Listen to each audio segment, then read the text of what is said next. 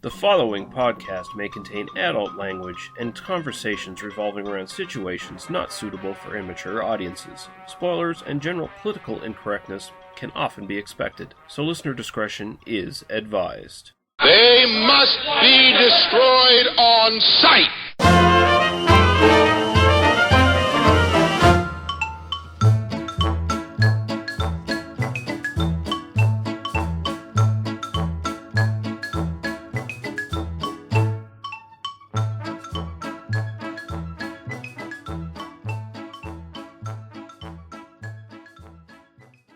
Okay, we're back for another episode of They Must Be Destroyed on Sight, a podcast about film or movies or whatever. I'm your host, Lee Russell, and I'm joined by my co-host, Daniel Harper. How are you doing, sir? Doing great. Still a little hungover from the festivities, but you know. Yeah, we're filming on, well, for me, it's already the second day in the new year. For Dan, it's still the first day of the new year, 2016. For one more hour. This is going to be a list show. It's going to be our best things we watched in 2015, so not necessarily a best of list for movies that were released in the calendar year of 2015, although definitely films from that year can be included. It's the best things we watched for the first time in 2015, no matter what the year is. I think that just fits better for both Dan and I's watching habits and the fact that we're not paid movie critics who just spend every day watching fucking movies. So, right. I mean, it makes sense to kind of like if you sat down and watched 300 films that were released this year, it makes sense to kind of do a 10 best list or whatever. Mm-hmm. But if you're just like a person, I mean, it's I just didn't see that many movies in theaters this year. I mean, that's kind of the reality. I think I only have one film from this year on my list because I saw more than that, but I didn't see that many films in theaters this year. Probably just because of some personal, life reasons, financial reasons. But so I don't know. I think it's more interesting to kind of do it this way. It's our movie year rather than like the movie year. So yeah. All right. So I think the first thing we're going to jump into, we have no listener comments this week, so that's fine. I was actually fully expecting that because, holidays and all that shit. Right. Podcast be damned. So I think the first thing we're going to get into is anything new we've watched in the last week or so. So I'll just throw it over to you, Dan, because I know you have at least one thing to mention. So I have exactly one thing. It'll be brief. I am trying to kind of make an effort to watch more recent stuff that's kind of genre stuff, the kind of either direct to video or stuff that just looks interesting, just sort of. And I've noticed there are a ton of like modern westerns that are being made, a ton of like kind of low budget, basically TV actors and stuff making westerns. So I was like, well, let's just click on one and see what it is. I watched The Timber, and you should not watch The Timber. I totally agree. I've seen it. Basically, it's a bunch of pretty rich white boys wandering around, putting on period clothes, and making pretentious speeches to one another in an incoherent mess of a film. That's essentially what this is. And that's a bleak film too, man. Like, well, it's bleak, but it's not even like I like bleak films. I think there really was like a genuine spark of an idea here. But the plot is basically incoherent because it feels like there's a bunch of stuff that's just left out of the film. Either they didn't shoot it or they shot it and then cut it for time. Although the film is only like 87 minutes long and it has 6 minutes of credits. Mm-hmm. So, like I don't know quite what the deal was there, but man, do you feel every one of those minutes too. It's long. Yeah. It also kind of feels like once you get to the kind of final sequence, I feel like that's when the movie actually starts to take shape and actually kind of takes off, and you kind of wish that you hadn't had this whole hour of basically wandering around the woods with no reason. I mean, there's some interesting ideas about like, the kind of brutality of nature and versus the brutality of human beings and the way that economic systems can crush people, but it's just an unformed mess and you shouldn't watch it. So that's kind of, I don't want to go on too long about this. It's not worth it. But I'll say the most disappointing thing about that is like the whole sort of secondary plot to that, the sort of B story in it, just so underdeveloped. It's just broadly forgotten about for like half the movie. Like you see a little bit of it and then it's gone, and it's just like, oh my god, there's all these characters and they have all these motivations and stuff, and they look like they might be interesting characters and you want to get to know them, and they don't give you anything. It's just I was just left cold. It was really fucking cold by the end of it. I didn't give a shit about anyone in the movie, and I wanted to, but the movie didn't give me anything to give a shit about. So I kept having to, because I was kind of making dinner, so I would like watch 10 minutes and then get up and go stir and then kind of come back and that sort of thing. And it just kind of became, why am I still watching this? Like I would rather not watch this. But then I thought, well, at least this way I'll have something to talk about on the podcast. So. But yeah, that's really the only thing I watched. I watched this week film wise. I watched a little TV, but that's about it. So. Right on. First thing I'll mention is I actually did watch. Found out Putlocker. I found a decent version of Star Wars: The Force Awakens. So I figured, you know what, I had nothing better to do, so why not waste time watch it. I'm not the biggest fan of Star Wars. I like the first 3 films unblemished by digital enhancements and stuff like that. That's sort of where I sit on it. This felt like a Star Wars film. I'll give it that. It was pretty decent. Some good actors in it. Definitely the acting. Essentially, this film. And this isn't really spoilers, so no one has to really worry about that shit. But even though at this point, if it's made like $1 billion already worldwide. I mean, people who are going to see it have kind of gone to see it at this point. Yeah, but it is like beat for beat, sort of a rehash of the first Star Wars film. It does a good job of it. I mean, honestly, it gives the Star Wars fans exactly what they want: more Star Wars. Real Star Wars instead of the prequel films, and beat for beat is pretty much the same. The acting is way better. There is essentially a female version of Luke Skywalker in this film, and she's a way better actor than Mark Hamill was at that point when he first was in the first Star Wars. I watched the whole thing. I wasn't bored by it. Had a few surprises. It was a bit charming, and I can definitely see how this would really sort of tick off all the stuff that a real Star Wars geek would want in a Star Wars film. So good job, J.J. Abrams. He actually restrained himself. Like his directing style, I didn't necessarily think would be all that conducive to a Star Wars type film, but he pretty much captures the spirit of films. Well, he had 2 chances to already try to make a Star Wars film, so I guess he's now kind of perfected that. Yeah, sorry, I'm more of a Star Trek person than a Star Wars person. Same here, but yeah, he fucked up Star Trek enough that he learned his lessons apparently with Star Wars. Well, he just decided to make Star Wars films and just call them Star Trek films. It's like it's that's kind of my big complaint about Star Trek films. It's not that they're bad films. I mean, the second one is pretty bad, but I mean, it's not that like the first film is bad. It's just it's not Star Trek. It's Star Wars. It's very clear he wanted to make Star Wars, so it's unsurprising that he made an effective one. Kind of the biggest thing that I haven't seen the film yet. I think we're gonna try to see it, but I don't know. You kind of have to, right? Like But, no, probably the big thing that I've seen people say about it is just that it's a good film. It's exactly kind of what you said. It's worth watching. And now we've kind of set up to where Rian Johnson can make an actually interesting Star Wars film, in 3 years. Like it's sort of like it sets it up. And actually, okay, Star Wars is a thing again. Now let's wait for like the good one in 3 years. That's sort of the thing that I've heard. Then there's been a lot of conversation about the way that race and gender play out in this, and sort of the decisions that have been made there. In the communities I frequent, I've seen a lot of conversation about that. So. Anyway, I haven't seen it. I hope to see it in theaters, but if it's that or Hateful Eight, I'm definitely going to see Hateful Eight. There's no question. Yeah, I would say see Hateful Eight as well. But yeah, I'll say this. I mean, good job taking the stink off the prequels. I mean, yeah. So well, I mean, all he really had to do was shoot it on film, not digital, and go back to the used future vision and just not fuck it up too badly. And this plays into his wheelhouse. J.J. Abrams was great at the fun, you don't have to think very hard about this kind of way of making films. Like there's no subtlety required to a Star Wars film, really. If you're just like wanting to make the fan base happy, you make something that feels like Star Wars and people are going to be happy with it. So I think it's great.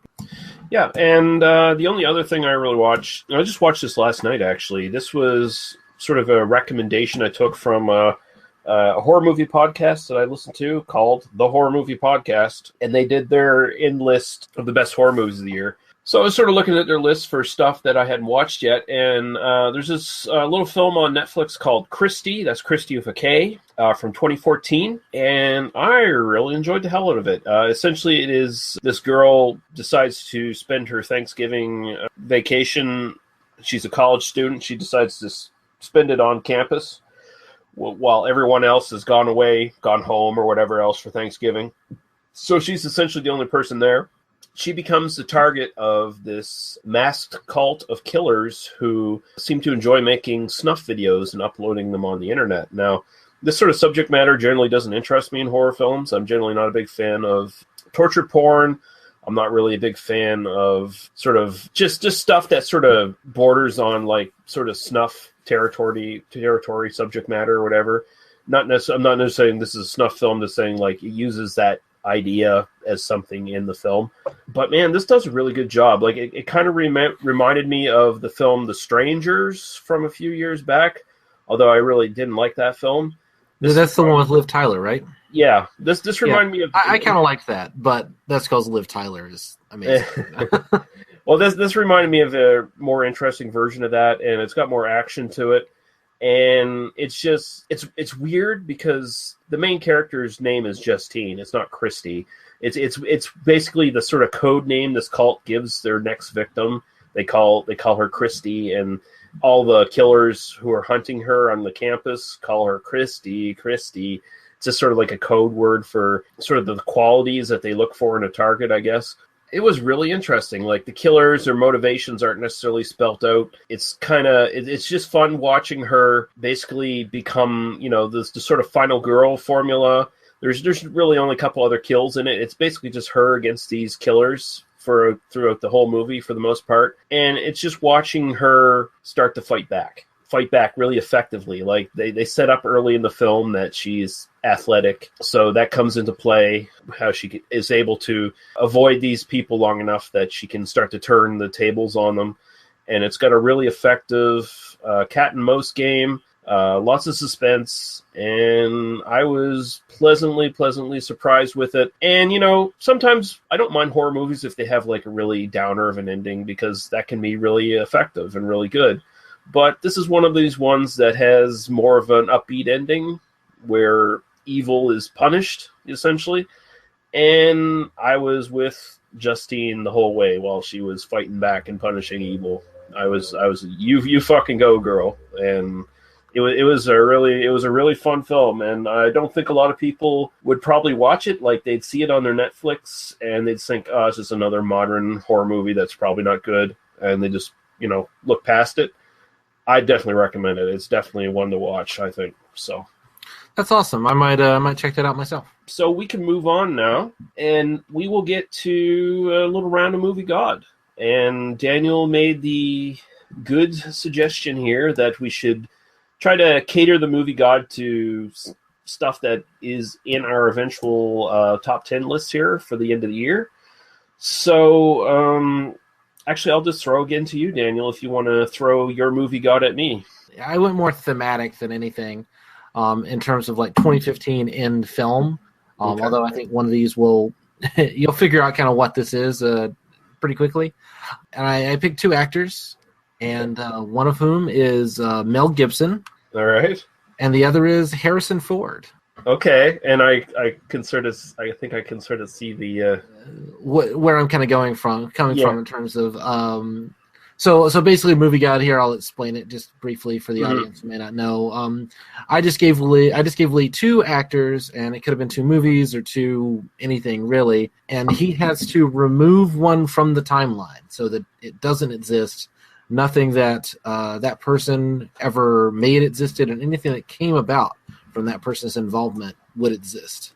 He has to choose to remove either Mel Gibson or Harrison Ford from the timeline as an evil, vengeful movie god. That is his goal in life right now. Okay, so the first thing I got to think of is the two iconic franchises that these two guys are arguably very responsible for. I'd say even Harrison Ford has probably got more to do with Star Wars' success than Mark Hamill ever did. And then you go Mad Max with Mel Gibson. And, for Mel Gibson, the kind of things I like from him are pretty much just Mad Max. And then you think about it, and if we never had him doing Mad Max, then you probably would never have Fury Road at the end of the day. Because Mad Max probably, who the hell would have they put in place of him for Mad Max? Would there have been anyone around that in that era who would have taken off? He was this unknown guy at the time. Mm-hmm. I mean, so if you imagine without Mad Max, I mean, he doesn't happen. You know, I mean, yeah. But I mean, that film probably would just be another one of those like 70s, kind of car films. As good as the direction would have been, even if you assume the rest of the film is everything that it was eventually. I don't think that it would have taken off in the same way without that kind of magnetic presence of Mel Gibson. And the thing with Harrison Ford is, for the longest time, he made a lot of great movies after Star Wars. And then for the longest time, he fucking dogged it and stopped acting. I'm happy to say that he actually started acting in the new Star Wars film again. Yay for you. But fuck, man, because he definitely made a lot of movies I like. Mel Gibson made a lot of movies I like afterwards. I'm not a big fan of the Lethal Weapon series, but then he went on to doing his own projects and directing some pretty decent films. I mean, not necessarily historically accurate, but, some of them are pretty interesting all the same. I still like Braveheart, even though it's all a bunch of bullshit. You know what? I think it comes down to the fact that I think deep down at the end of the day, Harrison Ford is still the better actor overall. And when he wants to, he still pulls that out. Like, I'm not saying Mel Gibson's a terrible actor, but he just doesn't have the charisma that... And I feel weird fucking saying this, because Harrison Ford hasn't shown charisma in like 20 fucking years, but... That's being generous, actually. Yeah, I guess so, yeah. But it's pulling closer to 30 at this point, but, But he just has this sort of charisma and underlying angst that I really enjoy when he fucking brings it out. And I don't know... if I eliminate Mel Gibson, it's going to eliminate one of the films off my list, essentially, for my list. But at the same time, fuck it. I got to say, I got to keep Harrison Ford and eliminate Mel Gibson. I don't know. I just like more of Ford's stuff overall. Even when he's fucking dogging it, I still like some of his stuff overall compared to Gibson's. So I think that's where it lies. But yeah, that's a real tough one. Fuck. Yeah, for me, I thought about this, and I knew I wanted to put Mel Gibson, but I couldn't decide who else I wanted to kind of throw in there. And then, obviously Star Wars, so Harrison Ford just becomes the obvious thing. And It is an interesting comparison because they both really, when they're good, they really do have charm. And I think that Mel Gibson has been better in more films than Harrison Ford has, because I really think Harrison Ford just, I guess 20 years is accurate, because I was thinking, okay, there's The Fugitive, which is kind of what I think is kind of the last really great Harrison Ford performance. You didn't mention Indiana Jones, which I kind of grew up with even more than I did Star Wars in a lot of ways, and which is obviously that without him that just doesn't happen. Mm-hmm. I mean, can you imagine like Tom Selleck as Indiana Jones? Oh, no. For me, I have to make the same choice. I do like the Lethal Weapon films more than you do, but just for Harrison Ford just means more to me. And yes, that does mean eliminating a film from my list, But I mean, without Mad Max, without Mel Gibson, you would have lost a bunch of the like 80s cop comedies. Mm-hmm. It's possible Shane Black never happens. It's possible that Mad Max would just be this weird like Australian import thing, and you just it would be this kind of weird movie, and it wouldn't have. But maybe George Miller is a great director. He would have gone on to do something else interesting, regardless. Yeah, honestly, and when I think about it as well, it's actually probably two movies are going to be eliminated from my list if Mel Gibson wasn't around, because if you go by the premise that not having Mel Gibson for Mad Max kind of sinks Mad Max as a franchise, then you don't have all the post-apocalyptic rip-offs of Mad Max, and right. One of my films basically depends heavily. Actually, two other films on my list depend heavily on that sort of genre, so they might not have turned out or existed at all in the way, so shit. Still, yeah, that's a fucking tough one, you motherfucker. Well, let's see what your choice was for me, and see if it's all equally tough. Yeah, I don't think it is. But this. What's funny is we both think it's tough, but we both chose the same way, which is interesting as well. Well, these are two actors who are from films that will be on my list, and I was trying to look for actors in these films that are sort of like contemporaries that have sort of risen in fame in the sort of same couple decades or so, the last 10, 20 years or so, and I want you to eliminate either Guy Pearce or Leonardo DiCaprio. Oh God. For me, I mean, Guy Pearce, L.A. Confidential is one of those movies that's just almost comfort food for me at this point. It's such a great little genre film, and that film, he is magnetic in that film. Like that film is kind of the breaking, made both Guy Pearce and Russell Crowe. Yeah. And without him, I don't know that film works in the same way that it does. I'm a little less. I mean, he's been in a lot of stuff. I'm a little bit less kind of obviously smitten with a lot of his other stuff than I mean, it's funny, he's a great actor, I really admire him, but nothing else pops for me as oh, that's the great Guy Pearce role. Although watching The Timber, I kept thinking of Ravenous as the it's because The Timber is such sanitized, white bread, kind of actors, and Ravenous definitely feels dirty and grimy in the way that I think The Timber really could have used. But I don't know that there's anything that wouldn't exist without him. Even something like Memento would probably, somebody else would have played that part. I don't know that. I mean, I don't know that it relies on him specifically. It would have been Joey Pantoliano playing that part or something. Or maybe Christian Bale or someone could have. Yeah, it would have been somebody like that. I mean, if you asked me Christian Bale or Guy Pearce, I would absolutely pick Guy Pearce. Or I would keep Guy Pearce because Yeah, who am I comparing this guy to? I'm sorry. Leonardo DiCaprio. DiCaprio, God. The fact that I'm even tempted to not kill Guy Pearce or to not kill DiCaprio tells you how much I love LA Confidential, and because Leo's done some, amazing, amazing work. I don't know that Django Unchained works in the same way without him. I don't know that Wolf of Wall Street works the same way without him. I think he's a phenomenal actor. But fuck it. I'm going to kill him instead. I'm keeping Guy Pearce because it's more interesting. He's just more interesting. Nice. DiCaprio is, this is almost just a spur-of-the-moment decision.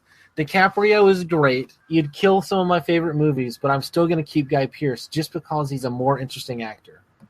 Nice. And I would be fascinated to see what Django Unchained looks like with somebody else in the DiCaprio role. Oh man, who would they even stick in there? Because and it's weird. It's weird to think that DiCaprio is 41 years old right now. Well, that just shows you how young he was when he did Titanic. You know what I mean? Yeah. And he was a child actor, and you think about I think for me the thing with DiCaprio is he's an amazing actor, but he's also one of those I am an Oscar caliber actor. You definitely get that sense of he's really swinging for the Oscars specifically in every role he takes, and it's not that he's not great, but that it feels a little self-involved sometimes, and I think that that's sort of what spurs the decision. And again, it's not that he's not brilliant; it's that he knows he's brilliant, and he doesn't care that you know that he knows he's brilliant. Yeah. And you don't really see him jumping on character pieces and stuff. And that's been Pierce's bread and butter for most of his career. Is just right. Just sort of becoming part of some ensemble somewhere. Honestly, with Guy Pearce, LA Confidential definitely is big for him, and that's one I usually gravitate towards. And for him, honestly, as much as I love his work, when I think about him, it's LA Confidential and Animal Kingdom are the two roles that I haven't seen Animal Kingdom, so I would definitely have to seek that out.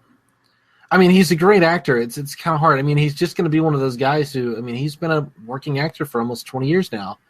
And, there are a handful of films that I really kind of go, he's kind of pivotal to that.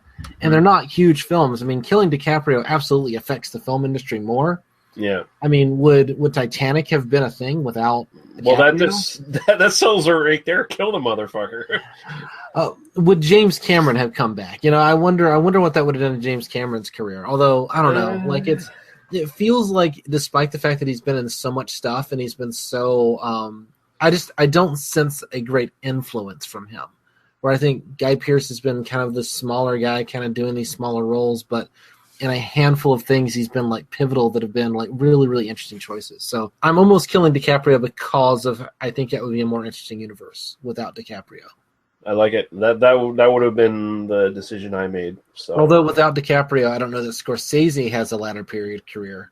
Because, I mean, Scorsese kind of ran into that problem of he wanted to make films, but he needed a star who would just do whatever he did that would get funding for his movies.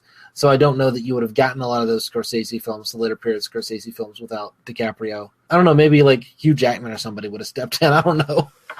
Hugh Jackman. I can't see him in Wolf of Wall Street. No, he wouldn't have been. He wouldn't have been the Wolf of Wall Street, but doesn't fit. Doesn't fit at all. And that's the weird. And again, I was saying it's the weird thing thinking about DiCaprio being 41. He's just got that baby face, so you immediately assume he's younger. Like every time I see him in a film, I'm thinking early 30s at the most. Every time I see him in something, and I'm trying to compare him, like who else would do this role? And I'm trying to think of younger actors, and I can't really think of any. And when you try to think of older actors, it's like they won't work because they're noticeably older actors. And, right? Yeah. So. No, it would have been Tobey Maguire. Tobey Maguire would have had Leo DiCaprio's career if Leo DiCaprio had not become an actor. Tobey Maguire, maybe. Oh wait, maybe Edward Norton if he wasn't such a prick. Oh yeah, I mean yeah, I could see that. Edward Norton as Wolf of Wall Street. I actually buy that. I could buy that. I could definitely buy that. And maybe and Django Unchained. I kind of buy him in Django Unchained. Yeah. And for some of the bigger, more just swinging at the Oscar roles where he just has to look good or whatever, maybe Elijah would be that sort of baby-faced fucking leading guy. It's funny how much we agree on this. Like killing DiCaprio is the better decision because DiCaprio kind of sucks out the air of the room to a certain degree. Like it's I'm with you. I like it. All right. Totally the right choice. All right. So we can just move right on now to our best things we watched in 2015, and then we'll talk a little afterwards about some of the disappointments that we ran into for 2015.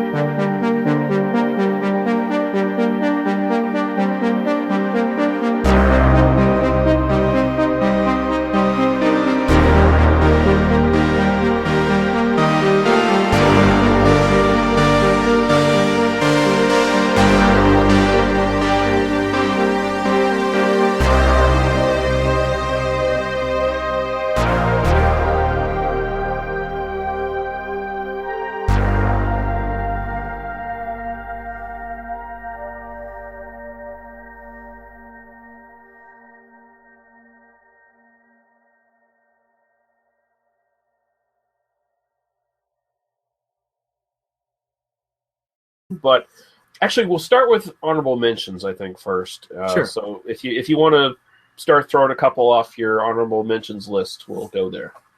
Sure. I'll just list a few that were kind of on the long list that didn't make the full list. For kind of late edition removal. So when I made this list, I decided it had to have a slasher, it had to have a sex comedy, and it had to have a giallo. Right and this isn't a list of these are the best things I watched. It's kind of like these were the most interesting things to kind of put on a list almost, because when I get to the disappointment list, there are movies, there's at least one movie on the disappointment list that's better than half the stuff on my best list, but it's also, it was a huge disappointment. But I did decide it had to have at least one of all three of those. And so I did end up kind of choosing that. But a movie, one that probably the last one, and I did make a top 11 list because I just couldn't take off the last one. So just to let you know, there are 11 films on my top 10 list. Right on. And there's a tie, so there are really 12. But it was going to be 13. And the last one I took off was Restrepo. That was the documentary, the Sebastian Junger documentary about soldiers in Afghanistan. I decided not to include She Killed in Ecstasy on this list Okay. Mostly because I'm just going to count it as next year because we're going to podcast on it next year. So I'm just going to count it as a 2016, even though I saw it at the end of 2015. Tenebrae lasted longer than I thought it was going to last. I was really interested in that one. It just kind of ultimately kind of fell off the list.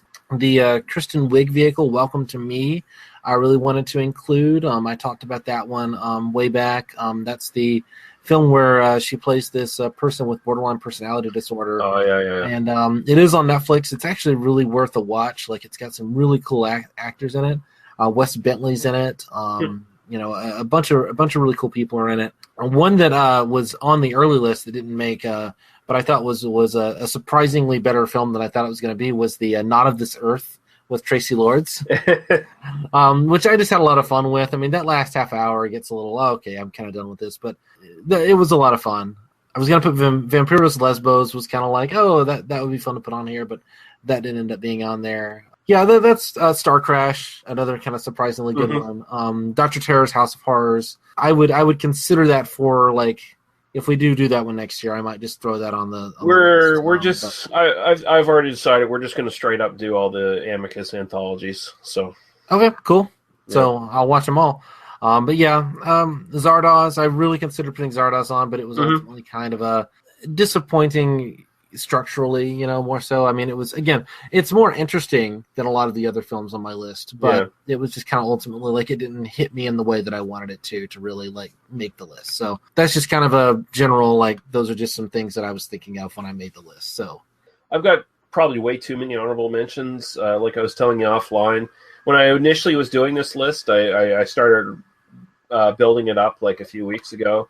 And just in, like, the last 2 weeks, I've watched so many fucking good movies that basically bumped stuff off my top 10 that now I have, like, a bloated honorable mentions list because I still can't just, like, throw them into the ether, I guess. So first one I'll mention is Inherent Vice. I really enjoyed it the first time I watched it, and I need to watch it again to really solidify what I think about it. But I thoroughly enjoyed it. I found it really quirky and interesting.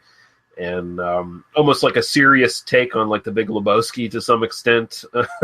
And I saw that at the end of 2014, so I couldn't count it. But that absolutely would have been on my list if I had if it had been eligible for this list. Yeah.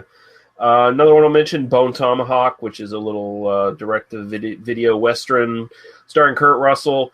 Has some horror elements, definitely near the end of the film, and some real brutality near the end of the film that is incredibly surprising. I really enjoyed it. Interestingly enough, kind of parallels The Hateful Eight to some degree, because it also stars Kurt Russell, and both these films are kind of long and talky for a lot of the running time. But this one builds tension really well, and I really enjoyed it. And it was a nice little genre piece that surprised the hell out of me. So, was that on Netflix?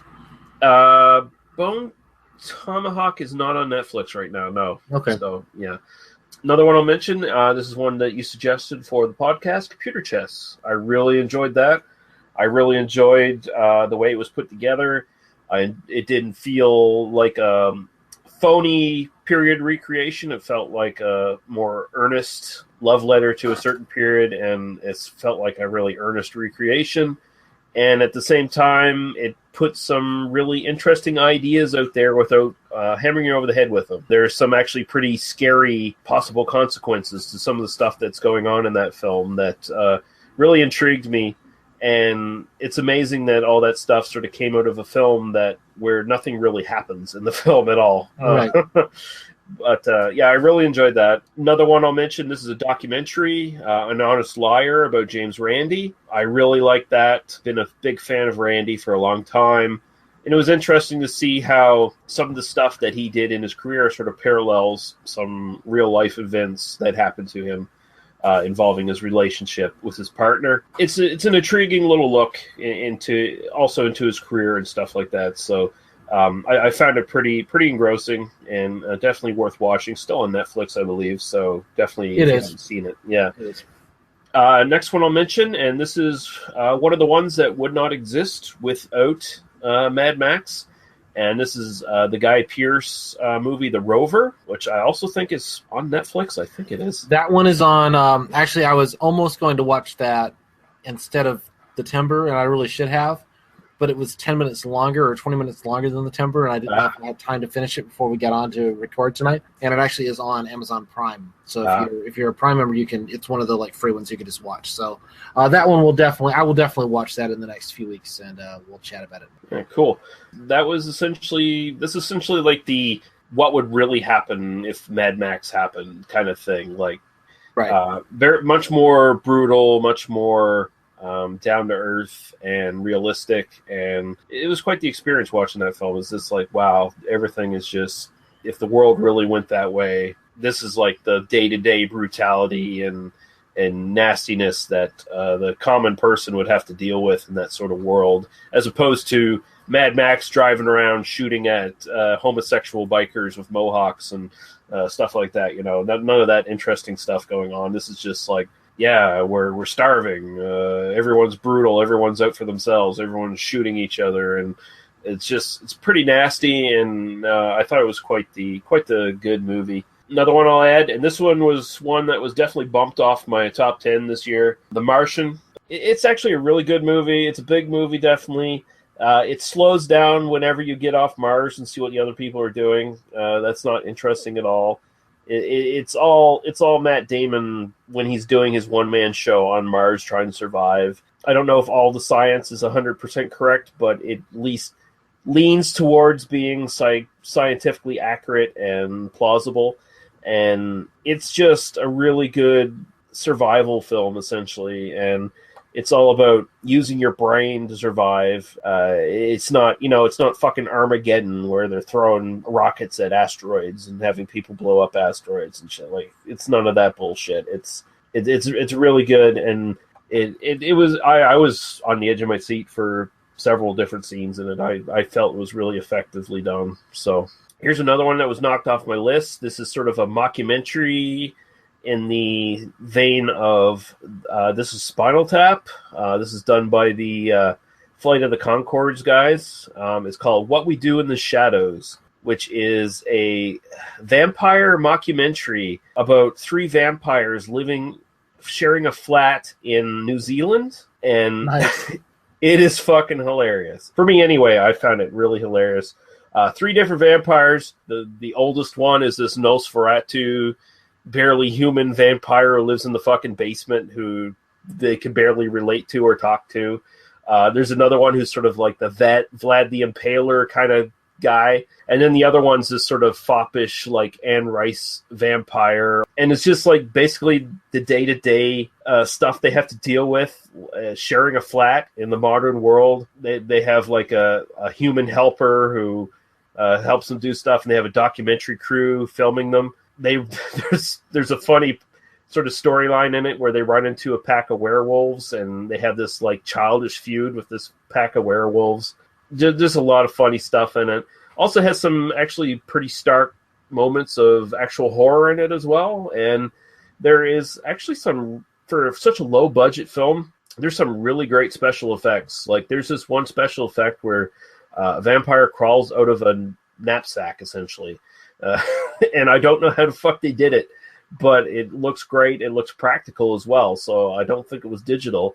And it's a lot of fun. It's a little sort of a hidden gem, I guess. It sort of flew under people's radar, but it's an excellent film. Another one I'll mention, and here's a cowboy film that is actually really good and is on Netflix, The Dark Valley, which is a Western set in Europe. You're sort of straight ahead revenge film, but it definitely keeps some secrets hidden and reveals them along the way.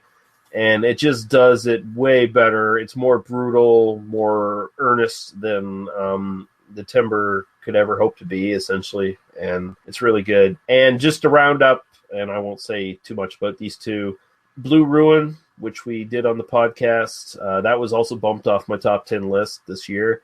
Grounded revenge film that actually deals with consequences rather than just violence and sensationalism. And Heroes of the East, one of the few Shaw Brothers films I had not seen until this year, and I'm really glad I did, because it's one of the more refreshingly well-made Shaw Brothers films. So, yeah, that's my honorable mentions.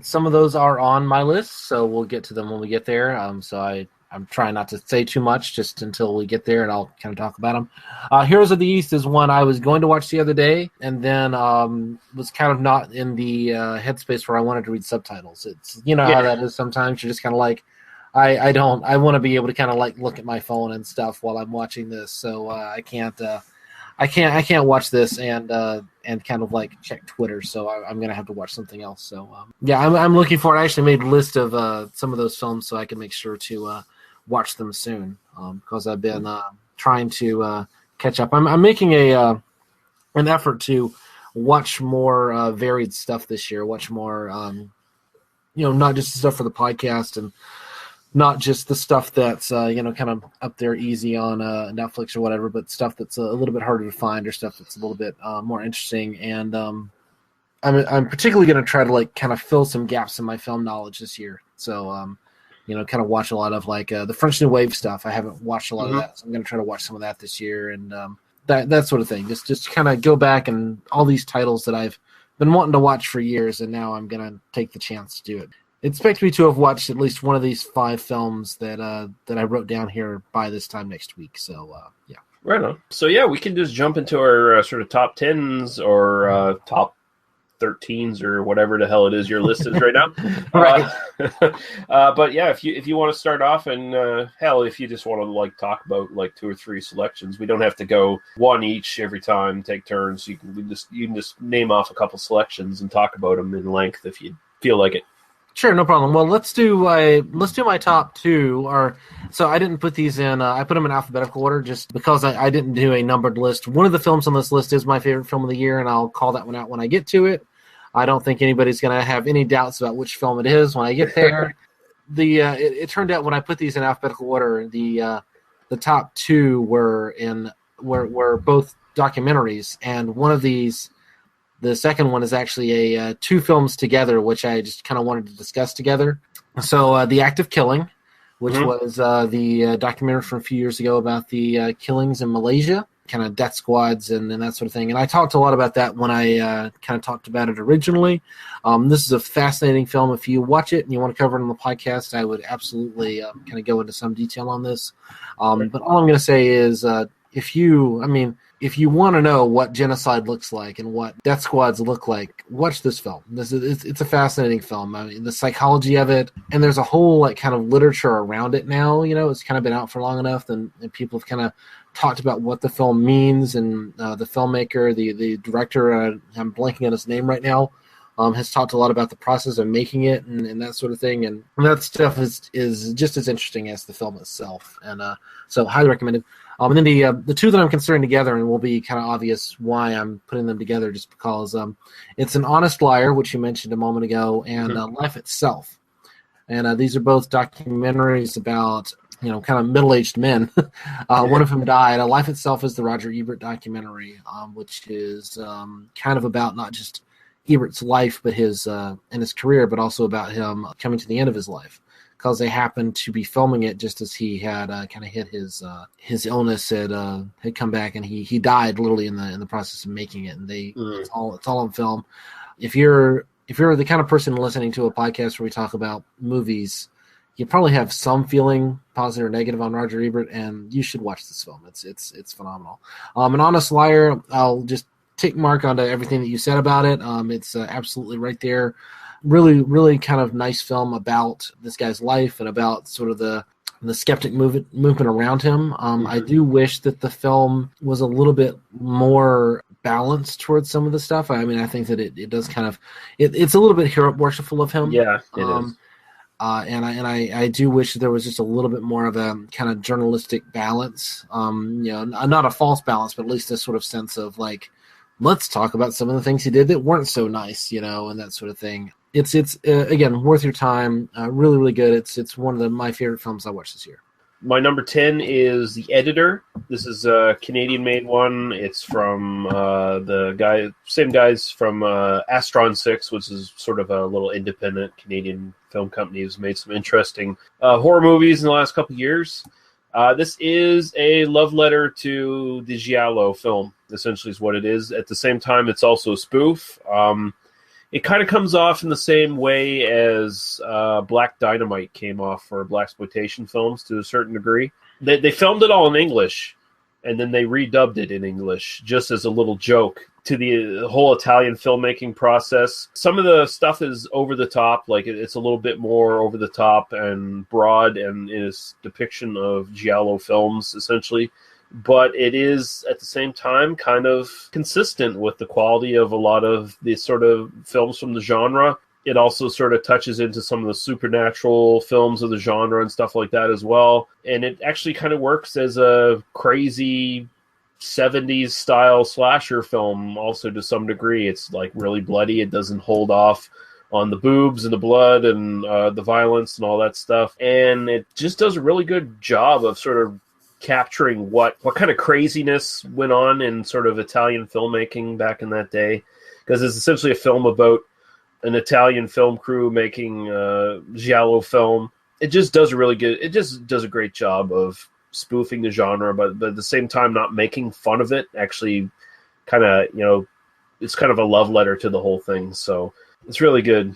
Another one I'll mention is Lost Soul, The Doomed Journey of Richard Stanley's Island of Dr. Moreau. This is my favorite documentary of the year, and I absolutely adored every moment of it. Watching this poor guy who's kind of a crackpot, but he was the original guy slated to be director of the Island of Dr. Moreau, the disastrous Val Kilmer, Marlon Brando. It just shows how fucked up Hollywood was at that time making those fucking films.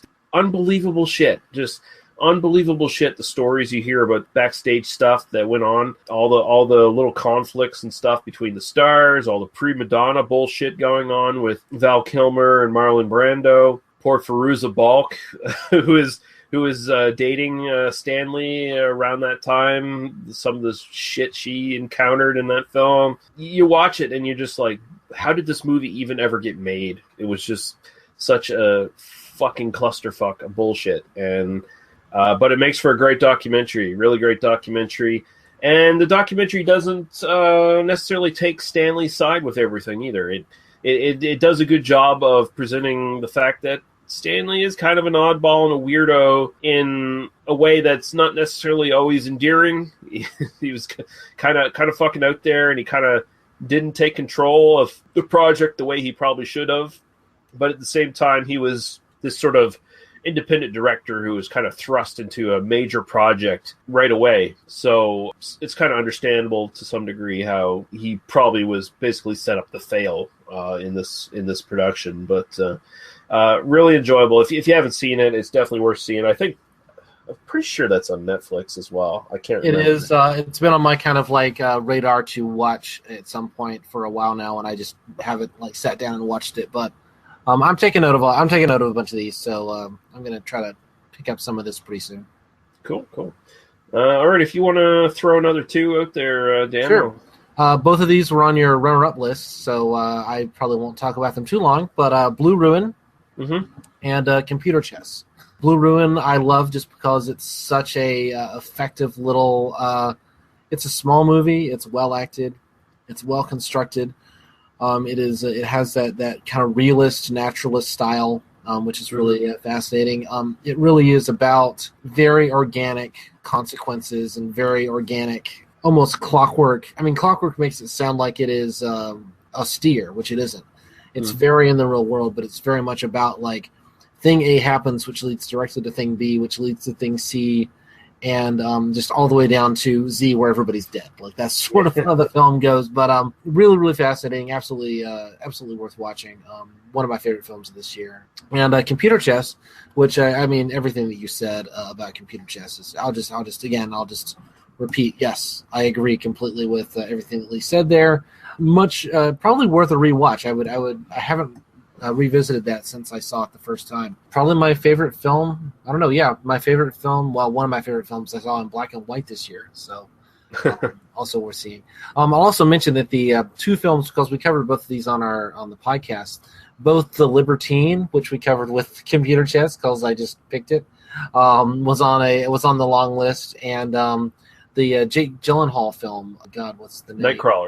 Nightcrawler. Which I was going to put on and then didn't even make the long list because I decided I really was more interested in Gyllenhaal's performance in the film as a whole.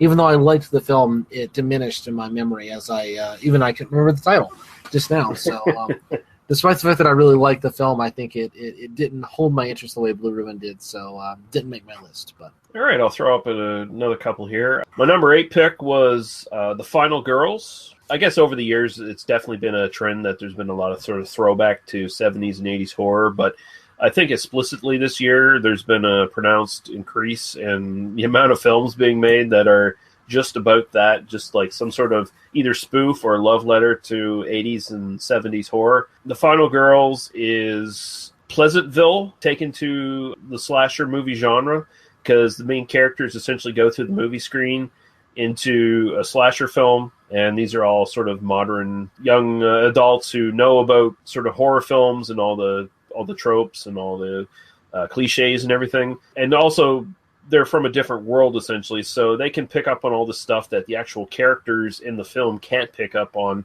It does it really well. Like, I'll say this, it's kind of weird. This film doesn't, it's PG-13, so it doesn't go into the excessive gore or nudity or stuff that's usually needed in films like these to make them kind of interesting. But this film still manages to pull it off. It's got Malin Ackerman in it, who's really, really good.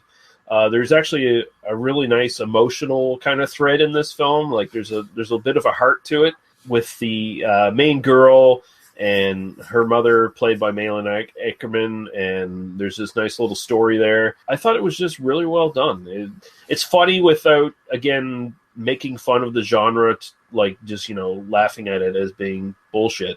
This is kind of like a loving chuckle at certain things, and I highly recommend it to especially anyone who really likes slasher films. I think they'll find a lot to like in this.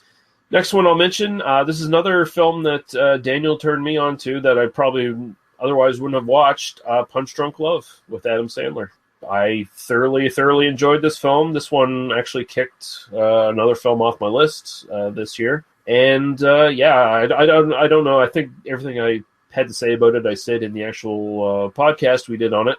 But so go back and listen to that. But I loved it. I wish there was more Sandler films like this. I wish there was more interesting films about relationships like this and characters with, mental illness and stuff like that. It definitely has some insight and takes a more nuanced look at relationships, I think, to some degree that you usually just don't get in comedies. And it's not necessarily comedy, it's more of a drama, but I guess it's kind of was sold as kind of a quirky comedy initially. But Punch Drunk Love, I really loved it. I'm sure most people who've watched it all years and years ago already sort of hold that same opinion, but that's if I had, obviously I'd already seen that film, but if I hadn't, that would have absolutely been on my list, because we did restrict it to films we saw for the first time this year. Punch Drunk Love is a masterpiece, and honestly, it's only gotten better. P.T. Anderson, the more I kind of think about his career, the more I kind of think that he is kind of continually ahead of his time by a few years.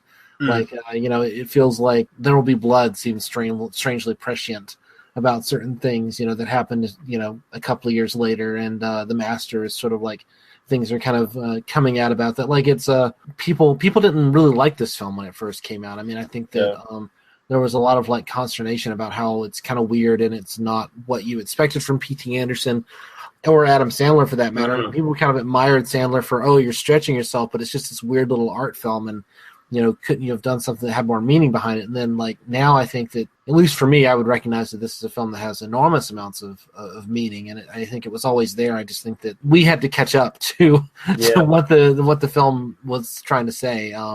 I love that film, so I can talk about it all day long, but I'll list two more, and these have very little to do with one another, but that's what happens when you do an alphabetical list. Yeah. Dirty Mary, Crazy Larry, which I just one of the most fun films I watched this year, no question. It's on Netflix. I had known about it for a few years. I'd never sat down and watched it. When it was available, I went, click, I'm totally going to sit and watch this. Just so much fun. Some really great performances, some really great action scenes, car chase sequences. More meaning to it than I think you would necessarily think it's going to have. It really digs in deep with these characters, and it's effective all the way to the end, which I think was the part that surprised me, is how they did manage to make the kind of the final 20 minutes dramatically moving and like kind of on a character basis and just on an action basis. Like it doesn't feel like, oh, and then we just had a bunch of action, meaningless action at the end. I mean, it all fits together really nicely. And I know you watched that one for the first time this year as well. So, but yeah, that one, I was just going to say that one barely fell out of my honorable mentions list just because I didn't want to bloat it too much. Yeah, that was really good. I love Vic Morrow as the sheriff. He was doing a lot of character work at this point, so that's one of his better sort of latter-day roles. And yeah, Peter Fonda, Susan George looking super fucking hot. And being amazing. Like, I mean, she's legitimately really, really good in the film. I mean, I think it would be easy to just be like, well, she's super hot, and of course, no, she's great in this.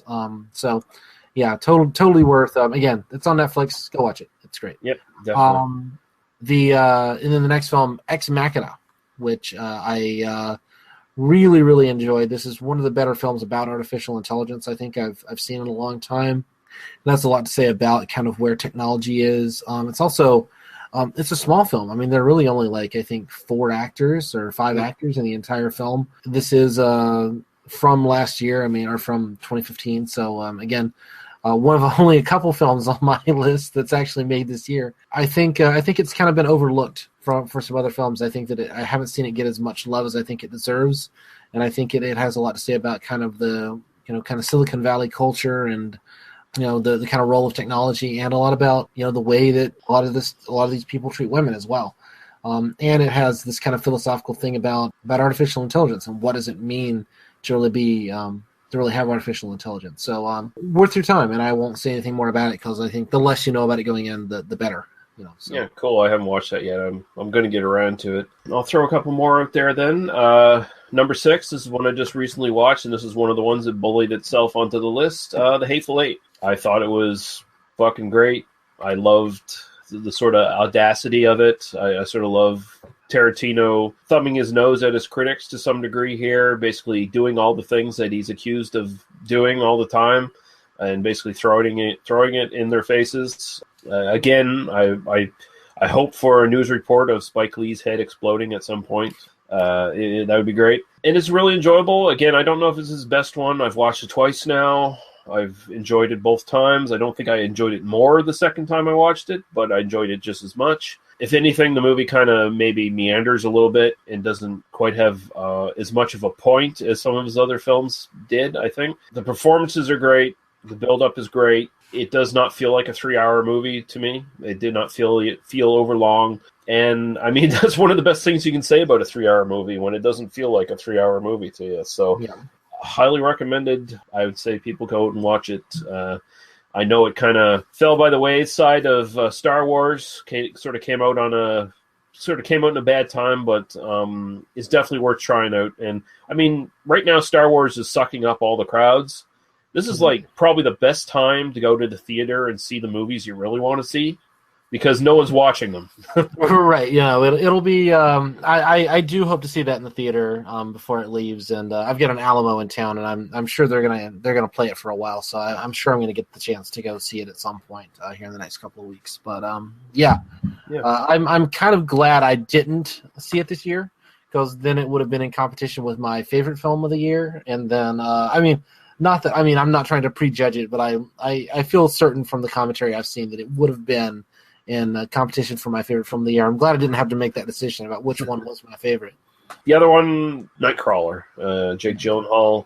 I sort of just base this almost totally on his performance, and such a successful psychopathic character, sociopathic character essentially, and I just loved his performance. I thought it was the best thing I've ever seen him do. I liked everything that sort of circled around him. I like how he manipulated different people. I like the sort of bit part that Bill Paxton plays in this film as a scumbag rival, and I just enjoyed everything this character goes through, all the stuff he does, all the scumbaggery he does, yet at the same time you root for him. You find yourself rooting for him, even though he's just a totally deplorable piece of shit at the same time. And then, it just stuck with me. It was one that I've watched a couple times now, still on Netflix. I've rewatched it several times. I've enjoyed it, and so it deserves a place on the list. And I think the standout thing, of course, is Gyllenhaal's performance, though. Like, just the way he brings that character to life is amazing and great film. Again, I enjoy that film. I just decided I couldn't put both that and Blue Ruin on the list, and I thought Blue Ruin was a better film. And it's not even. I mean, I kind of shit on it a little bit earlier, but I didn't. It's not. It's a great film. It's better than a lot of the other films on my list. But it's. I tried to making this list kind of judge a film for what it's trying to do, and I think Nightcrawler is really swinging for the fences, which I love. But I don't think it quite connects for me in quite the way it wants to. I think it's just a little bit too detached. But Gyllenhaal's great, and I think I'm looking forward to seeing what else comes out of that filmmaker. You're going to like my next choice, I think. All right. Just Before Dawn. Cool. My favorite of the slasher films we saw. Yeah. You could probably talk much more eloquently about this than I could, but I think this is just a really, really effective, slasher film.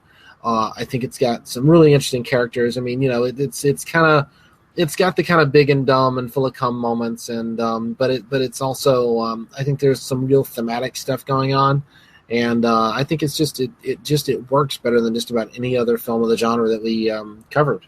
For me, I really, really enjoyed this film, and it's also kind of one of those where I didn't expect much going into it. I'm just kind of like, it'll be a slasher film, it'll be fun, like it'll be whatever. But it stuck with me more than I thought it would. It really kind of made itself memorable for me. So I think that one. I think the biggest thing of that one is take away the sort of surprise about the killers and all the other stuff. I think the biggest thing about that one is that it really does sort of dig a little bit deeper into the whole sort of final girl idea. Like it plays with it a lot more effectively than a lot of films do. Psychologically, I think it has a bit more to say about that role of like the final girl. That's just sort of like to some degree, a lot of people just look at it as sort of a cliched trope in a lot of these films. I think that one kind of makes a point of making it really important to the actual psychological bent of the characters by the end of the film. So, right. I also think there's like a sociological dimension, and I mentioned this in our original review, but I mean the idea that there is this like community of people that's essentially shielding these guys, and the idea that you're beyond the place where like civilization can reach you, and what does that mean? What does civilization mean anyway? And I wish that was more prominent in the film. I wish that there was kind of more going on about that, but I think it's there, and I think it really adds a thoughtful dimension. In addition to all the other stuff that we've praised about the film, it was one of the most pleasant surprises for me was Just Before Dawn. So The next film that I have is my favorite film of the year, and I don't think this is going to be any surprise to anybody. Mad Max Fury Road. I saw this twice theatrically. There are rumors they're going to do a black and white cut of this and re-release it in the theaters. And if I can spare the money, I will do it again. I would love to go see this in black and white on a big screen again. And this is phenomenal. There's a reason it's making a lot of people's top, literally like some film critics associations are calling this the best film of the year. I think it's just the idea that you've got a 70-year-old director, who's been around the block, made some really, I mean, just the production history of this film. Like, it was going to be animated for a while, because he did all those CGI animated films. And this is much more interesting again. It works as just a pure action film, as just pure chase film. It works as character drama. It works as kind of a post-apocalyptic society, and it works on kind of a political level. I think that it's one of the richest films that I've seen. I mean, not just this year; it's one of the richest films I've seen in a long time. In terms of, in the fact that it's a $100 million budget, huge action film, and the fact that it's that effective is really amazing. It doesn't push you in any specific direction. It lets the viewer take what they want to take from it, what they want to find in it, which is a great quality in a film that big. You usually don't see that in films that big at all, especially action films that big. But this one, I'll just say right away, like, that's my number 4 on my list. So I'll just get right into it, continue the discussion here.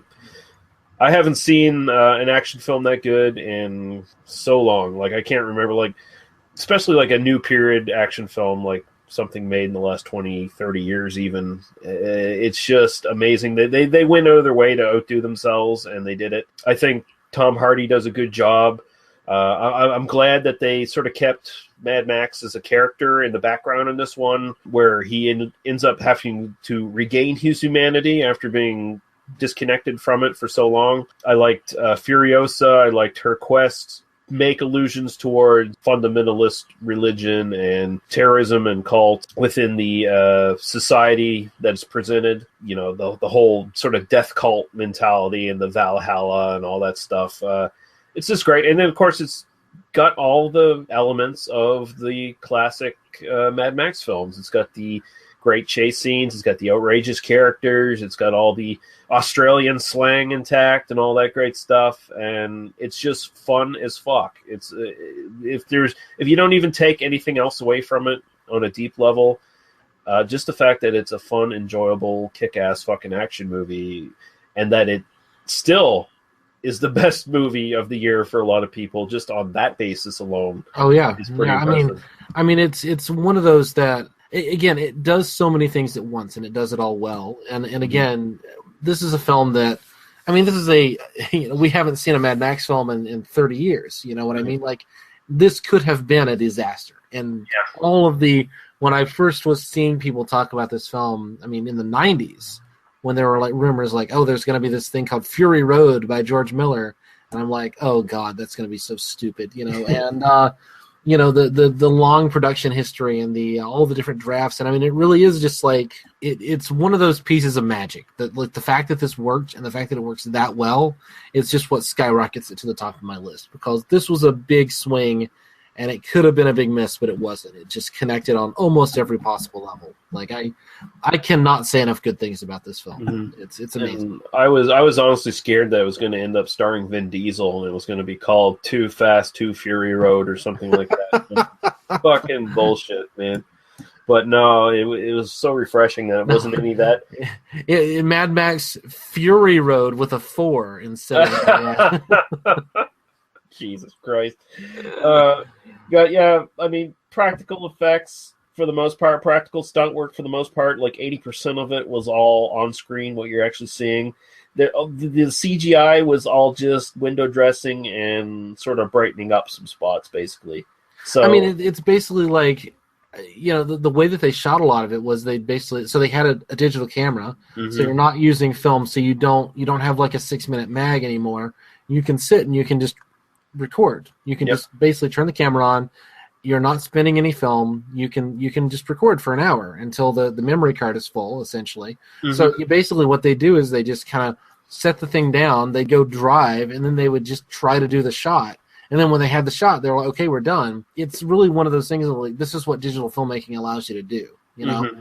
It doesn't have to be The Phantom Menace. It doesn't, you know, and this is kind of where when people say, like, oh, well, film and digital, and I mean, I get the arguments, and I don't want to get into the debate, but the tool is there. You know, it's ultimately the artist using the tool, not the tool that makes the artist. You know what I mean? So I feel like that a lot of that conversation kind of loses that aspect that, like, this film was shot on digital, and it's probably a better film because it was shot on digital. Mm-hmm.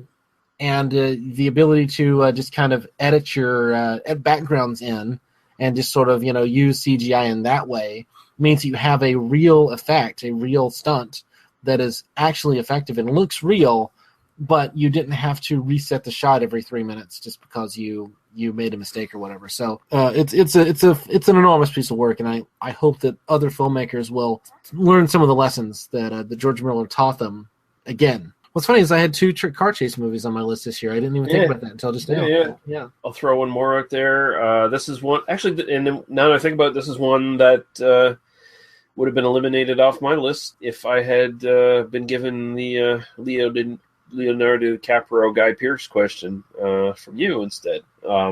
Revenant, which I just watched this week, and I quite loved it. It's essentially a revenge film set in, I believe it's like the 1840s, I think, is the period. Leonardo DiCaprio is this trapper. It's based on a real story of, like, a real frontiersman, and of course that real story in quotations, you know, because most of these guys lied their heads off and built up their own legends in the Old West. Essentially, the Old West is America's Greek mythology to some degree, right? Because a lot of it is tall tales and bullshit. But this is a hell of a story. It's a good revenge story.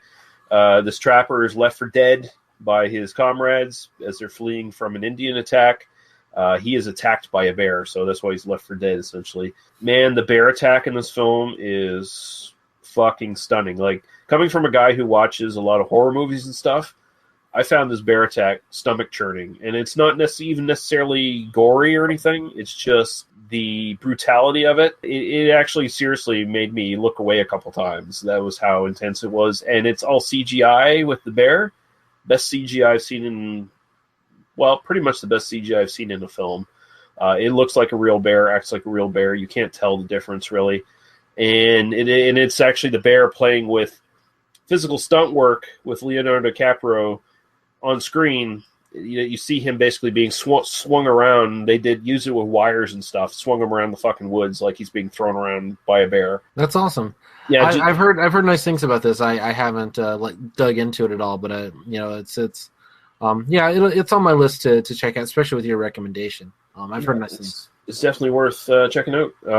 So we'll throw back to you then, Dave. I'm just going to finish off my last three, I guess, because I couldn't cut one of these out.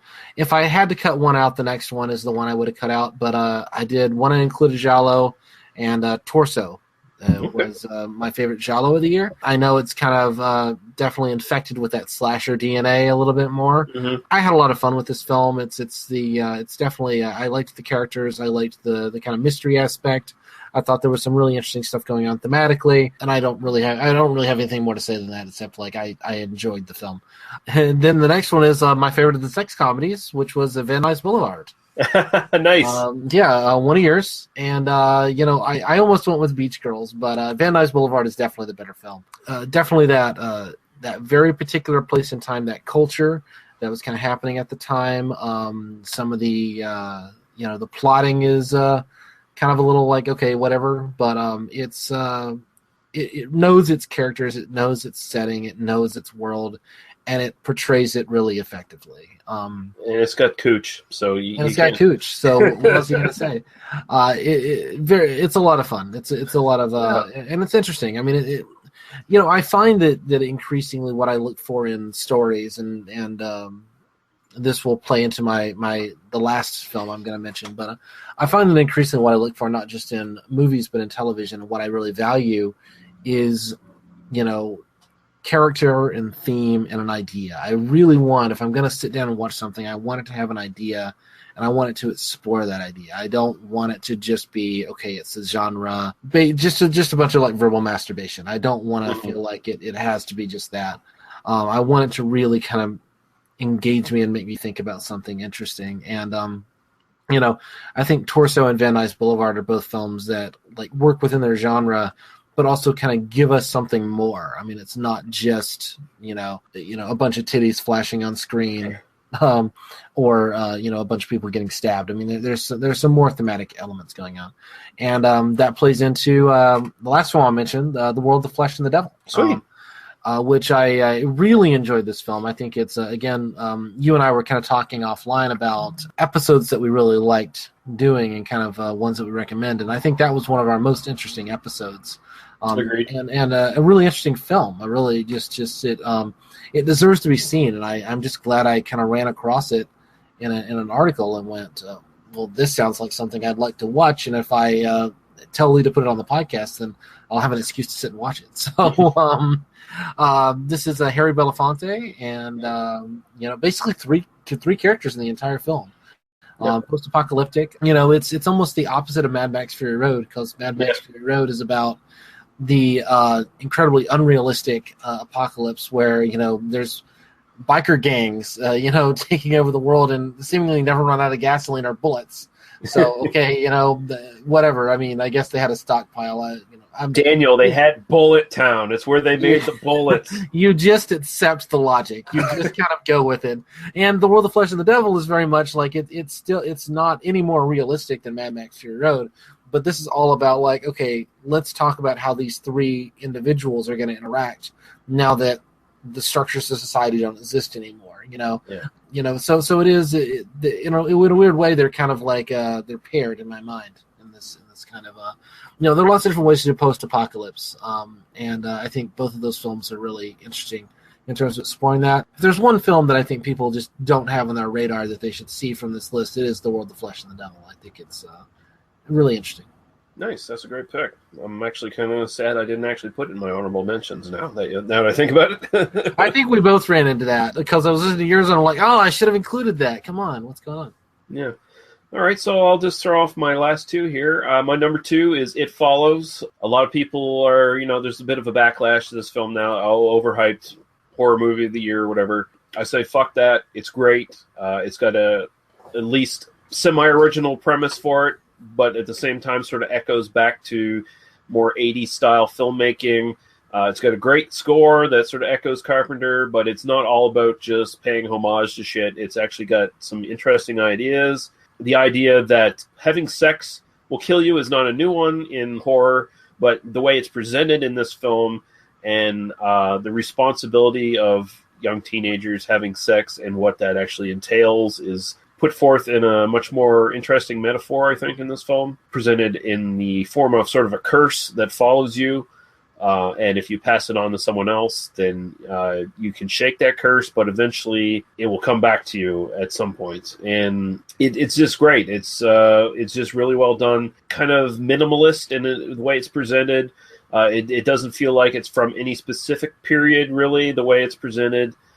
So it's got a bit of a timeless quality to it. I think the kids are believable because they are stupid teenagers, but they're not your typical stupid teenagers that you see in horror movies. These are believably stupid teenagers just because they're kind of immature and they're not worldly yet in any sort of way. So the decisions they make are realistic. They feel organic in how they deal with this monstrosity that is following them that can look like anyone, especially people you know and love, and it's just coming at you at a snail's pace, kind of. It just walks, but it is coming, and it's always in the distance, and it could be anybody. And the tension that this film builds, the suspense that this film builds is absolutely amazing.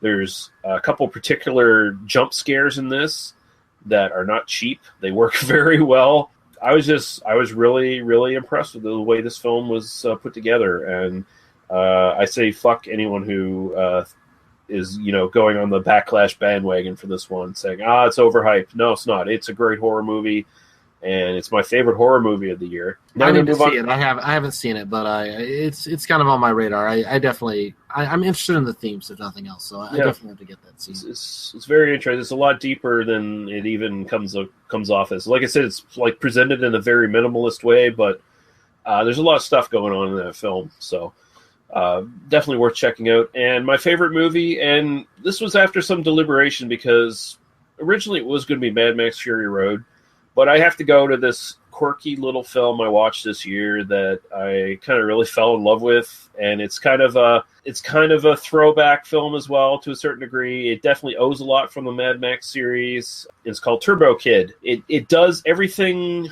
that Kung Fury wanted to do, but it does it correctly. It doesn't go overboard in any way.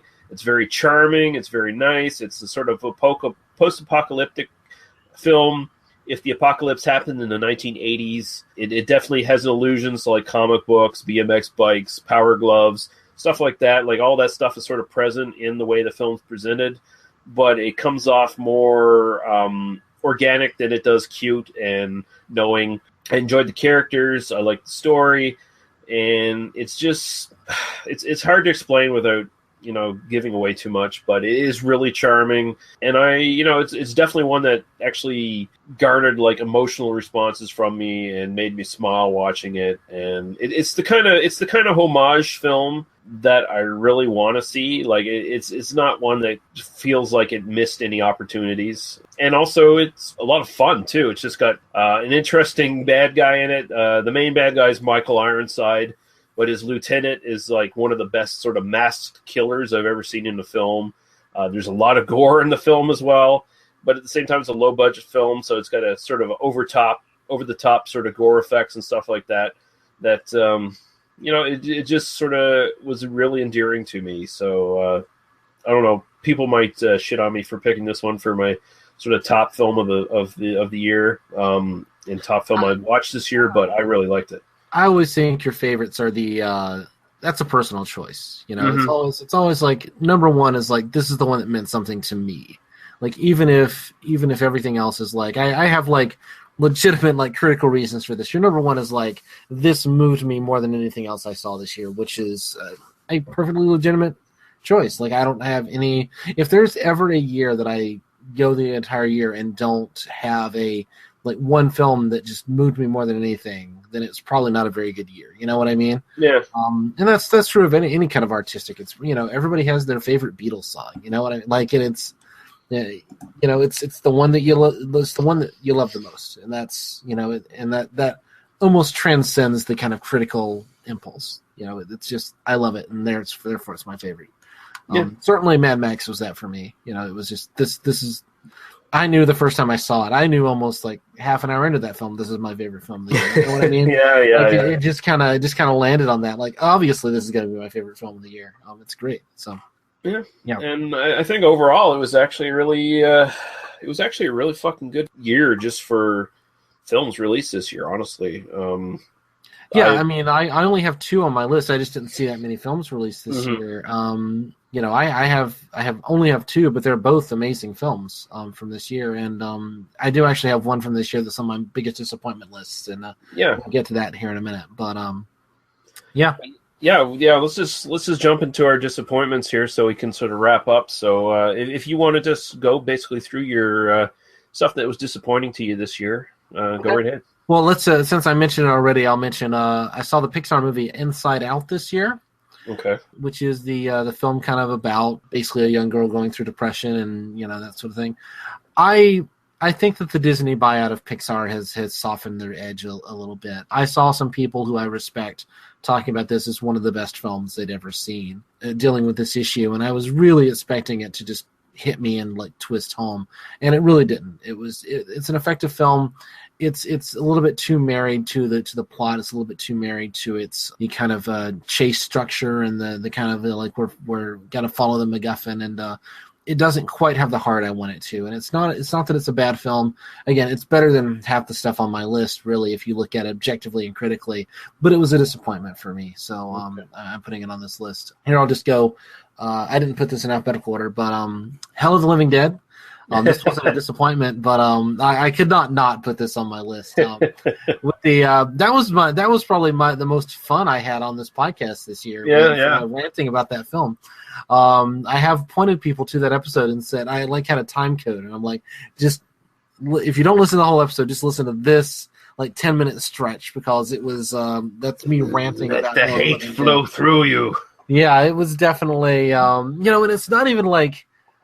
It's just so it's this combination of horrifying racism and total incompetence that just kind of made this just really. I mean, if it was just dumb and racist, but it's just it fails on so many levels. It just kind of lost me completely. Another kind of disappointment.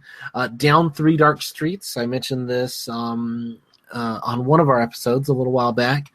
This is a film that I kind of. It's on Netflix, and I thought it was going to be kind of a cool little noir picture from the 50s, and then it ended up being basically a blowjob to J. Edgar Hoover's FBI. And I was like, wow, this was not the film I thought. I think even at the time it was sort of seen as a little bit of a kind of a staid throwback, which is weird to say that for a film made in the early 50s. It's like an hour and 15 minutes long or something, but it's just kind of it's interesting as a historical piece, I guess, but really not as anything else. It has no dramatic tension at all for a modern audience. I mean, an episode of Law and Order is better than this, Iron Sky, which I didn't actually see the entire film, but I had all the things that we say about Kung Fury. I watched I think the first 40 minutes of this. And, I'm kind of on that. Once I started, I'm probably gonna finish it. I finished it. I can kind of check that off my I saw that box.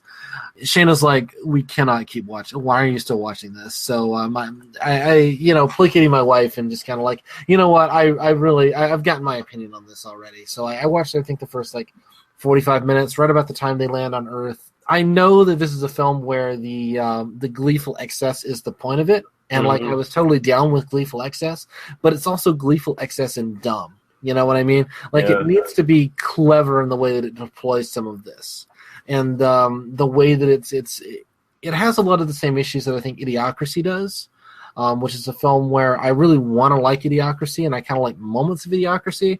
But it's also it's ultimately a film that is making fun of, it's punching down, in a way that, and Iron Sky doesn't quite do that, but it was just kind of like, all right, I get the point. If this had been 30 minutes long, I would have enjoyed it more. I fucking hate Iron Sky.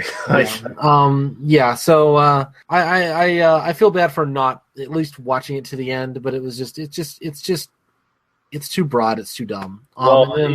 It does. I was just gonna say, sorry. It does what those fucking Sharknado's films do. It does the exact same kind of thing, where it's like, look how bad and dumb we are. Look how bad and dumb we are, and they gleefully throw it in your face, and then it's like, fuck off. Just get in with it. I mean, the concept of like there are Nazis on the far side of the moon. There's like a Nazi moon base in present day, and like the idea of kind of doing this satire of American imperialism and American military might, and like combating it with space Nazis.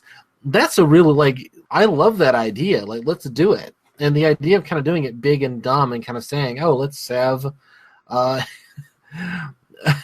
let's have dinosaurs in this or whatever. Like the idea of like pushing it to that degree, I'm fine with. But you really needed like an incisive satirist edge in order to really make that sing. And I feel like it's a film that's made by smart people but for dumb people. You know what I mean? Yeah. Like Wasted Potential is one of those things that I really like. It's offensive to me when you have like a really good idea and then execute it poorly. It's just like, because now nobody else gets to use that idea. And then the last one, my probably, I wouldn't say biggest disappointment because I kind of knew this going in, but I had no idea how disappointing this was going to be, was Killing Them Softly. Which God, is, I hate that film too. I mean, again, such an interesting concept, and then just so executed badly. Like there's too much good about this film for the film to be that bad. And it just is. It's just pointless. It's an hour and 37 minutes long or something, and man, do you feel every one of those hour and 37 minutes. It's like a fucking Tarantino film where everyone fucking took Quaaludes and just. Well, it's a Tarantino film without the cleverness, without the kind of the narrative cleverness, but also without the grit, without the kind of the lived in feeling of it, and without the thematic complexity. I mean, it actually suffers. I'm sorry to keep coming back to it.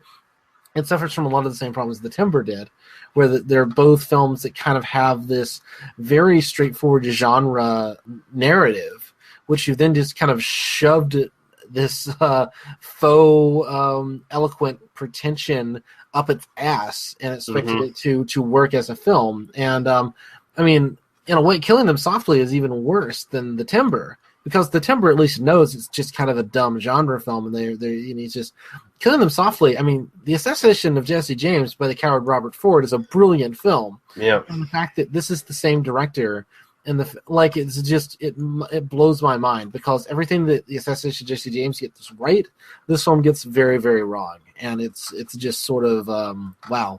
Yeah, Brad Pitt just basically sleeping through the fucking entire film. I mean, everybody except for James Gandolfini. James Gandolfini's given it his all. I mean, there are some great performances in it, and there's some, it's just like the sum is less than the whole of it, or the whole is less than the sum of its parts. Like it's that kind of situation. Fucking Ray Liotta. I could die happy never seeing him do another fucking mafia role. I mean, at this point, it's just so fucking played out. It's beyond stupid. But yeah. I totally agree. Killing Them Softly. That is terrible shit. I've only like I was telling you, I sort of got lucky where I sort of tried to steer clear of stuff I'm probably pretty sure I'm going to hate, which is probably in some ways probably a wrong way of going about movies. You're supposed to have an open mind to some stuff, but you only got so much time in your hands, so you got. There's too much good stuff that you think you're gonna like, and I mean, like if you tell me, Lee, like what I like and don't like, and like, okay, there's some horror movie that you recommend that like I'm not necessarily into that genre, I wouldn't pull it out for myself. But if Lee says, you know what, I think you're gonna like this, I'll sit down and watch it. But I'm not gonna sit down and like watch a bunch of bad horror movies because I'm just like there's not enough signal to the noise for me. Whereas you'll sit down and watch the bad horror movies and then find the one because you get enough pleasure out of the genre. So I feel like there is that kind of difference. And we all do that to some degree. I mean, who literally just like puts a random number generator out there and says, that's the movie I'm going to watch today. I mean, like we all pick and choose. I mean, Yeah. But I guess probably just the biggest disappointment for me, and I don't even know if it's a major disappointment because I was actually kind of expecting it maybe not to be all that good, was probably Avengers 2 Age of Ultron. It just sort of dropped the ball on everything. It just kind of rushed everything that was built up in the previous Marvel films. And it is sort of the stopgap between the first phase and the second phase of Marvel films. So to some degree it's understandable, but at the same time it's lazy, and I find it kind of find it insulting that they would do that. Like because they know the big time fans are going to watch everything that they throw at them. They're just going to eat it the fuck up. So they just dogged it on this film, I feel like. And it was a lot of wasted potential. There were some subplots in it that I felt were unneeded. I don't need to see the fucking Hulk and Black Widow get into a relationship. I just don't care. I just thought it was all stupid and boring. And there just wasn't enough exciting stuff. They were too interested in getting those, 360 shots of the team frozen, going around them. Oh, look how this looks like a splash page on a comic book. Why don't you actually make a comic book movie instead of showing me one panel from a fucking comic book, you fucking assholes? Just get on with it already. And it's like they just wrapped up that whole Hydra subplot that had been like an ongoing thing, I think, in like the S.H.I.E.L.D. TV series and everything for like months and months. And they just, it's nothing. Forget it. And I got tired of it. I was like, I had to stop it and come back to it. It was just so boring to me. So What's funny is I didn't see it this year. I saw Mad Max Fury Road twice instead of seeing the Avengers 2. Good choice. I will probably see it at some point. When it shows up on Netflix, I'll give it a look. But I don't know, the Marvel Cinematic Universe, and I've been a defender of the MCU on this podcast, but I do think that it's starting to get too big for its own continued good unless they're really going to start like pumping new ideas into this. Yeah. And it really feels like, at least from kind of listening to the behind the scenes stuff, that they're increasingly kind of trying to put such a firm, this is the formula we're using for the films, that like people like Edgar Wright, basically just left it because he's like, I can't, or Ant-Man. He left Ant-Man because they wouldn't let him do something clever and interesting because they need it to be this huge tentpole picture. Whereas it probably would have done better had they just let him do what he wanted to do. And I do think that, maybe Guardians of the Galaxy just kind of becomes like that last bastion of like the clever MCU films. And they still make money. Whatever, go make your money. But I do think if I was a betting man, I think that the Marvel Cinematic Universe is going to start. Basically, it's never going to reach the heights that it did with like the Avengers and the Guardians of the Galaxy and a couple others. Both the Captain America movies, at least the second one. I know you like that one better than the first. Winter Soldier. Yeah, I love Winter Soldier. But everything is the Netflix series are the ones to look at for the whole Marvel sort of universe now, because that's where all the interesting shit's going on with Jessica Jones and fucking Daredevil at this point. So yeah, I haven't seen Daredevil yet, but Jessica Jones was amazing. Shannon and I have been talking about that for a while now. So. The best villains in the whole universe right now are in Jessica Jones and Daredevil. Like there's no really good villains in the cinematic universe. Can you imagine? Even Loki. Imagine Kilgrave versus Loki. Loki's dead. Like there's no question. And despite the fact that Loki basically has the same power, it's like I can control your mind. No, Kilgrave's gonna fuck you up, man. Like just deal with it. Yep.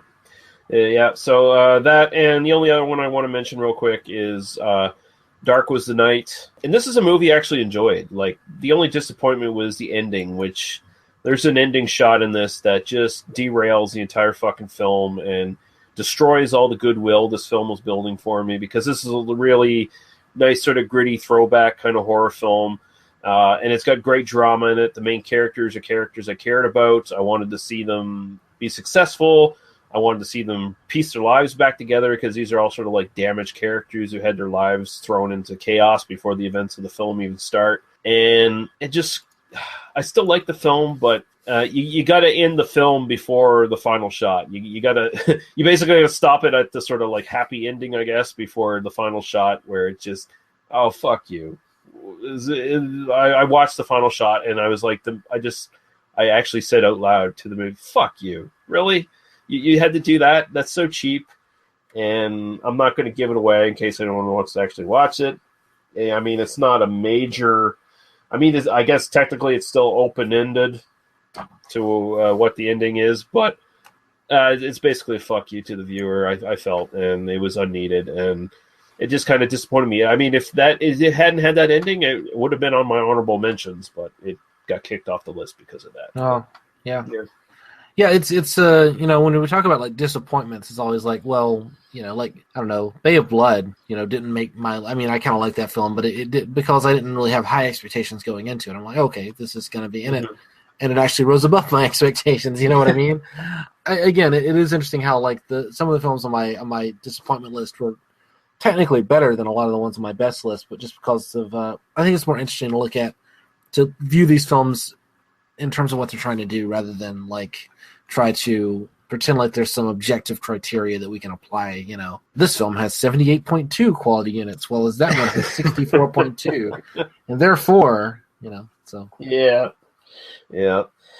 All right, I guess we're pretty much done. We're kind of wrapping up here. So, unless you got anything else you want to say, Daniel, tell us about your Doctor Who podcast.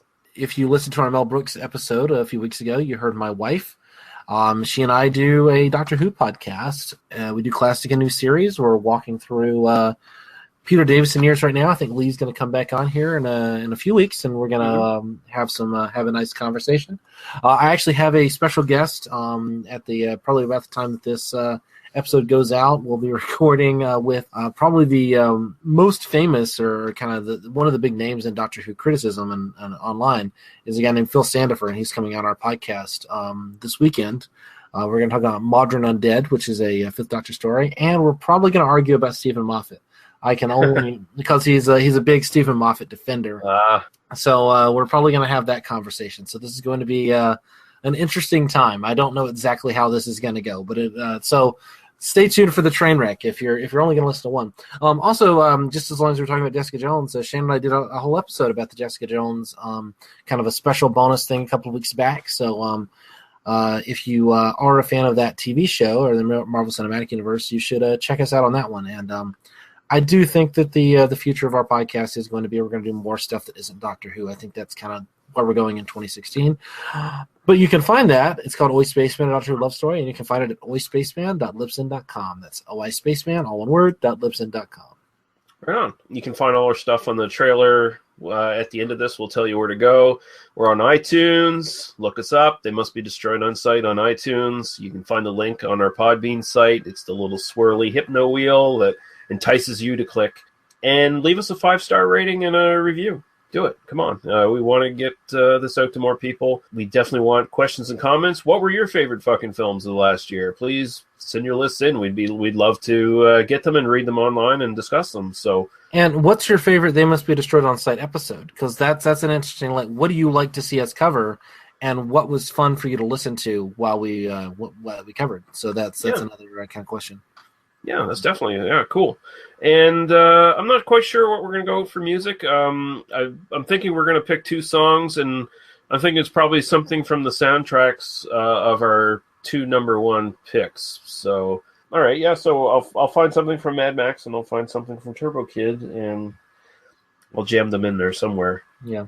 Or you could do the Morricone thing from Hateful Eight. There, that you can't say no to Morricone as far as I'm concerned. Yeah, I'll jam something in there awkwardly, as I usually do. Isn't that your sexual technique? I was about to say that's what she said. Yeah. All right. Thanks for listening, everybody. Thank you, Daniel, for joining me, and we'll be back next week with hopefully She Killed in Ecstasy and Virgin Among the Living Dead. Bye-bye. Bye.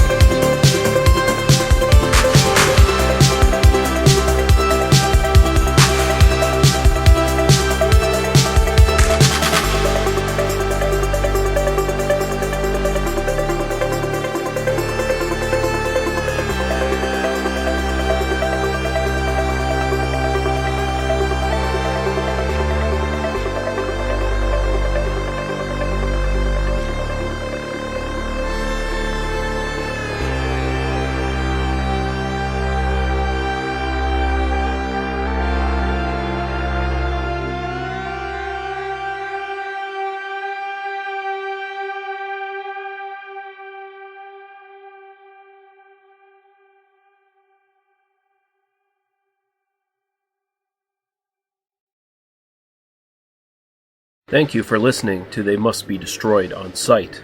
For our other episodes, links to Daniel, Paul, and Lee's other stuff, and links to some great podcasts of similar interest, visit us at tmbdos.podbean.com. There you can leave us comments on the site or directly email us. We listen and respond to everything. Thank you. Drive through.